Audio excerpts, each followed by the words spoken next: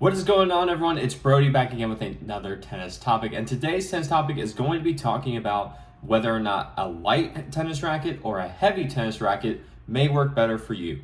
Now, obviously, it's always very important to make sure that you get the correct weight that fits you specifically, but if you do not know what that is, or if you have not actually been fitted for a racket yet, then you can kind of use these guidelines to help understand what the rackets are going to feel like when you actually use them. If you have the correct racket size and you have the correct racket weight, then you can probably skip over this unless you just kind of want to know what a light racket does and what a heavy racket does. So first thing what I'll do is I'll go through the light rackets, I'll explain that side of them, and then I'll go through the heavy rackets so that you can get an understanding of which one of what does what, and we can go from there and you can have a bit more of an informed decision. Ready? Let's go. So first off, we have the light rackets, and a lot of the light rackets, they're a lot easier to start out with. A lot of players, especially if you're a beginner or you're just coming back into tennis, you don't want something that's going to be extremely heavy, that's going to weigh down your swing or just tire your arm out. You're just looking for something that's going to be easy for you to swing, get in with, and just start playing. Lighter rackets tend to do this, not only because the weight of them just helps to make sure that you have a little bit easier time using them, but they also are more common. Now, what I mean by more common is that you have a lot more different weight variations in lighter rackets compared to something like the heavier rackets. You have rackets that range from below, I'd say, below 9.5 ounces strung, and you have rackets that are in the range of below 10.6 ounces strung or 10.7. So you have a lot of different weights to go with in the lighter weight category, as well as you have a bunch of different head sizes as well. You have typically head sizes that usually are around a 100. Sometimes you'll find a rare 98 head size that is a lightweight version. Usually it may be like a transition racket or a junior racket, but then you also do have the oversized rackets, which do tend to be on the lighter side because you have a much bigger head and you just need a little bit more help swinging those, so the companies make them a little bit lighter so that they are a little bit more maneuverable, even though they have a bigger head size. And some people feel that the bigger head size can have a little bit of a drag to it when they're actually trying to swing. So then going down a little bit more, if you are just playing doubles or you're not really playing singles much, or you're taking like doubles clinics, doubles players do tend to prefer these lighter weight rackets, that as I've seen in my experience, mainly just because, like I was saying, with the bigger head sizes and the lighter weight movement of them, if you're playing doubles and you have a bigger head size, it's a lot easier to cover the alleys than it is with a smaller head size or a heavier racket, just because you can move it around a lot more and you have a bit extra reach as well. The lighter weight version of it, you also do just have the ability to always be ready at the net and be prepared for anything that's going to come up, and you can easily move the racket around no matter which way you're looking or which way you have to go, as soon as you recognize which way the ball is coming at you from your opponent hitting it. Now, one thing I will say about the light tennis rackets, especially if you are playing someone that is at a higher level than you, or if you are playing someone that is hitting the ball with a lot more pace than you're used to, the racket itself, the lighter ones, they do tend to be a little bit more unstable than the heavier ones, mainly just because there's not as much weight behind the lighter ones to actually absorb the pace of the ball and just reflect it back, or actually just counter the power that your opponent has compared to the heavier ones. So as an example of this, you've probably, or you may have seen it to where if you're playing and someone else hits an extremely hard ball at you, you're using a lighter racket, you go to hit the ball, and then all of a sudden the racket just starts to like twist in your hand as you make contact, even though you have kept your solid grip and you haven't changed your grip at all. This can usually be seen because your racket is just too light and the person you're playing against just has a lot of power, and the racket isn't able to withstand how much power they hit the shot with. Now, this can happen with any single racket, and there's a few different factors to go into it, but one of the most common ones is that if you're playing with lighter rackets and this happens, usually lighter rackets or just a lighter weight racket can sometimes be the cause, So that's where you may want to look into a heavier one rather than a lighter one. And then I've already covered maneuverability. And one final thing I'll say about the light rackets is that if you get a racket that is too light, then you do cause the risk of overswinging or just hyperextending your muscle, which can sometimes cause, I'll say, tennis elbow, as well as a few other problems that we don't want to happen because we don't want to get injured. We just want to enjoy the game of tennis that we love, so we want to make sure we know what's going on with our gear.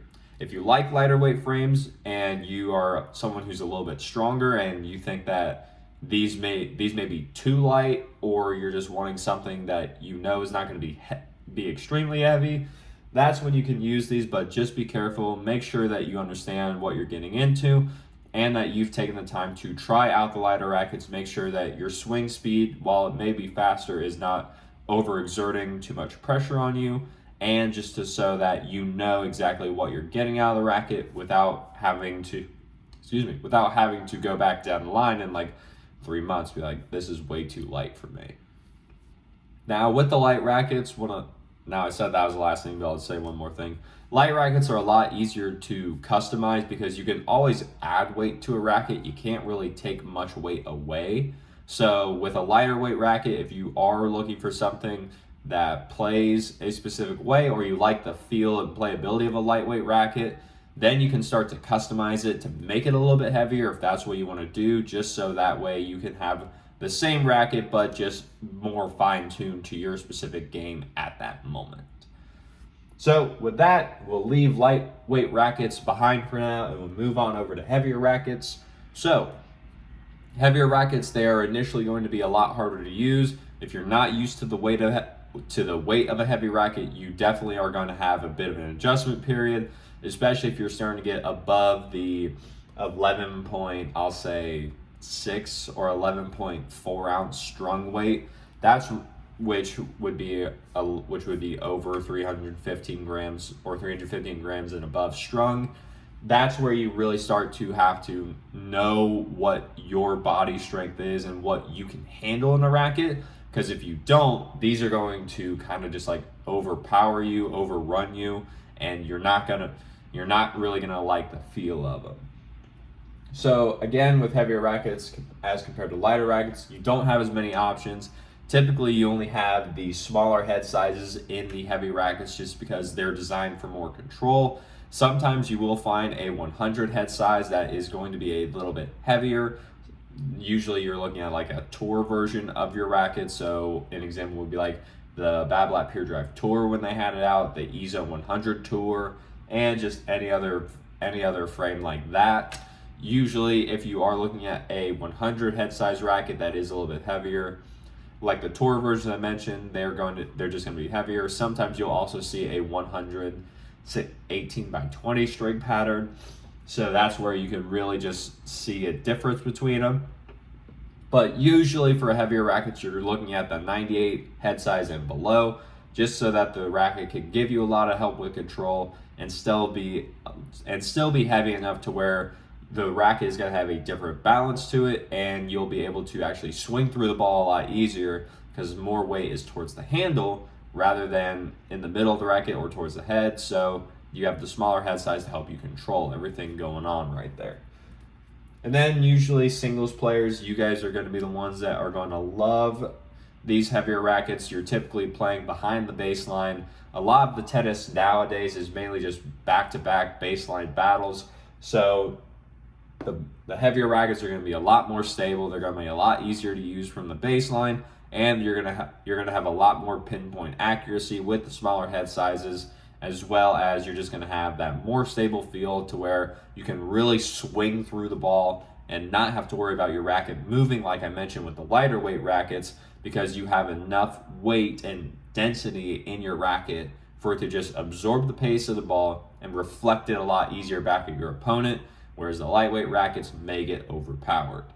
And then I will say finally here, with the heavier rackets, you are going to get tired more quickly from using these. Sometimes, especially if you're not used to a heavier racket, it can be a lot easier for you to just overexert yourself trying to swing this thing, and that may be one of the reasons why you either feel like your arm is extremely tired after playing a match, or even practice too. If you've been swinging a heavy racket and you don't know it's an extremely heavy racket because you've never like tried or held on to a light racket before, it's a very different feeling. And if you are not used to a heavy racket but you do actually accidentally use one, that's where you have to really be sure and just try out a few different ones and make sure you're not overexerting yourself so that you don't get injured from that. Ironically enough, you can get injured if you go too light, you can get injured if you go too heavy. So that's why we always want to try right in the middle, make sure we find the exact weight for you rather than just going one or the other. But if you don't know what that is and you haven't had a chance to demo it, whatever racket you're looking at, I would always say to start a little bit on the lighter side, but always be sure to try at least one heavy one just to see what feels best for you. You can usually tell a good deal about a racket just by picking it up. I've had beginner players, as soon as they've been playing for, I'll say like a few weeks, maybe in a few months, and I have them hold two different rackets. They're very similar weights. The only difference is about 0.2 of an ounce. And even though they just started playing recently, they can still tell a difference. So it is important, and you really do want to make sure that you get the correct weight for you. But if you don't know what that is, or you haven't had the chance to hold tennis rackets in your hand, usually you can start with one of these two options. I'd say typically start a little bit lighter than heavier, just because it's easier, like I said, to make these heavier than it is to take weight away from the heavy ones, and just go from there. Always be sure to demo a different style or a different weight of racket if you've never used it before, because that is going to be the most important thing, is making sure that you find the correct weight for you, even if you do have to customize the racket a little bit to fit your specific needs.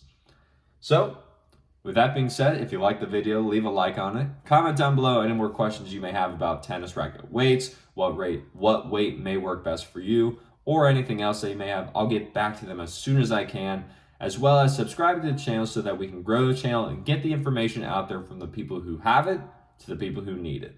There's a lot of tennis misinformation in the tennis community, so I took it upon myself to make this channel so that we could get all of this information out and that we can just all enjoy the game of tennis that we love so much more without having to worry about injury.